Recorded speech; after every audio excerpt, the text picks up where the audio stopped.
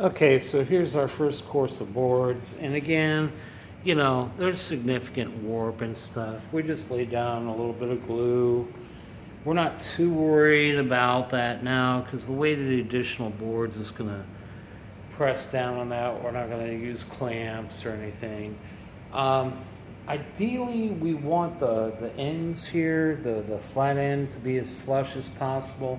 But again, these are rough cut boards, so we're not too worried about them. They're going to go through some processes. I mean, this is obviously not good. We want that to match up there. So try to get the boards as close as possible on top of each other.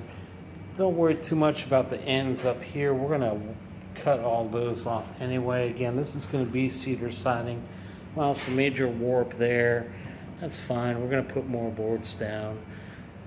And instead of clamps, we'll use the weight of the boards to kind of weigh everything down. All right, so we're going to do this, I don't know, 20 more times?